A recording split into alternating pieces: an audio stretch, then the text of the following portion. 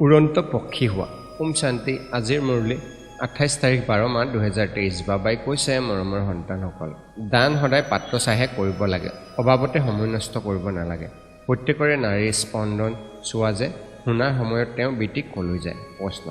পবিত্ৰ সৃষ্টিলৈ যোৱাৰ বাবে তোমালোক সন্তানসকল অতি সংযমী হোৱা তোমালোকৰ সংযম কি উত্তৰ গৃহস্থালী পদুম ফুলৰ সমান হৈ থকাটোৱে সকলোতকৈ শ্ৰেষ্ঠ সংযম আমাৰ ত্যাগ হৈছে গোটেই বেহদৰ পুৰণি সৃষ্টিৰ এটা চকুত মৰমৰ ঘৰ আনটো চকুত মৰমৰ ৰাজধানী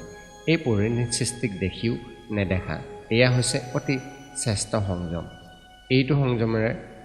পাৱন সৃষ্টিলৈ গুচি যোৱা ওম শান্তি ধাৰণাৰ বাবে মুখ্য সাৰ 1 এই বানপ্ৰস্থ অৱস্থাত মৰমৰ ঘৰ আৰু মৰমৰ ৰাজধানীক স্মৰণ কৰাৰ বাহিৰে বুদ্ধিৰে সকলো পাহৰি যাব লাগে পুৰা নিৰ্মোহী হ'ব লাগে 2 বুদ্ধি যোগেৰে বেহদৰ ত্যাগ কৰি আত্মিক যাত্ৰা কৰিব লাগে শ্ৰীমতত পবিত্ৰ হৈ ভাৰতৰ সঁচা সেৱা কৰিব লাগে বৰদান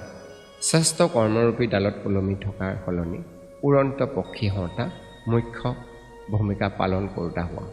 শ্লোগান আভ্যন্তৰীণ স্থিতিৰ দৰ্পণ হৈছে চেহেৰা যাতে কেতিয়াও শুকান নহয় আনন্দৰ হয় ওম শান্তি